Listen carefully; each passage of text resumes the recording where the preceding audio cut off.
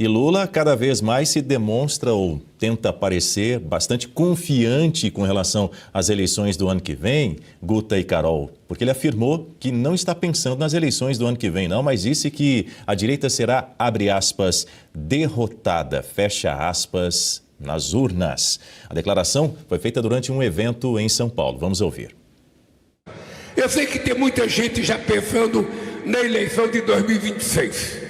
Eu ainda não posso pensar porque eu tenho que trabalhar. Mas deixa eles pensar. E quando eles quiserem, venham. Porque nós vamos dar uma surra em quem se meter, achar que a extrema-direita vai voltar a governar esse país. Guta Pini, sua avaliação sobre essa fala de Lula. Segundo ele, a esquerda vai dar uma surra na direita nas urnas no ano que vem. É um excesso de confiança, né? Que nos gera aí algum espanto. Agora, ele é a mentira ambulante. Não tem como dissociar a mentira da figura do Lula. Parece que é uma simbiose. Desde que ele assumiu de novo o governo, ele não saiu da campanha. O Lula só pensa em eleições. Desde o início da sua carreira política, em todos os seus mandatos, ele está o tempo inteiro no palanque, ele não desce do palanque.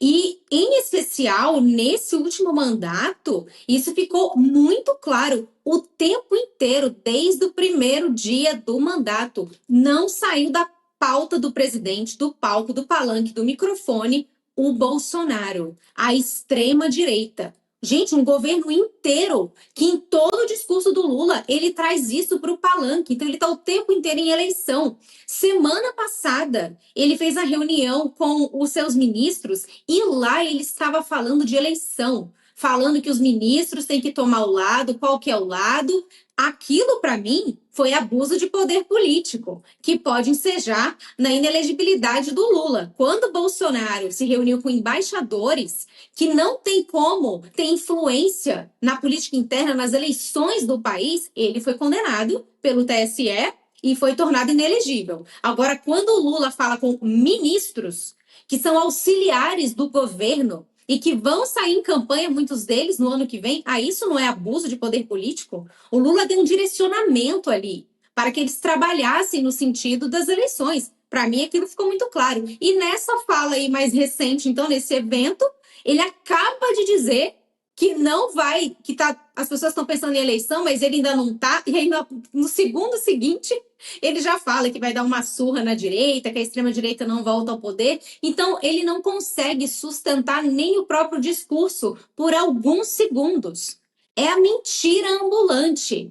Agora, vamos ver como que vai se desenrolar as eleições do ano que vem, se elas vão ser eleições justas, se haverá paridade de armas. Vocês estavam falando sobre o filme de Bolsonaro. Será que os brasileiros poderão assistir esse filme? Porque quem não se recorda nas últimas eleições que um documentário da Brasil Paralelo foi censurado pela ministra Carmen Lúcia. Não, mas é só... Quem não lembra da frase da ministra? É só até segunda-feira. Uma censura só um pouquinho. Só até depois das eleições. Então, será que esse filme poderá ser exibido no Brasil, no ano eleitoral? Ainda mais agora que o candidato, pelo menos até agora, o candidato que foi nomeado por Bolsonaro é o seu filho, Flávio Bolsonaro, e esse filme aí, dentro da área da cultura, que vai atingir as massas, tem um impacto, as pessoas vão querer ir aos cinemas. Será que isso será permitido?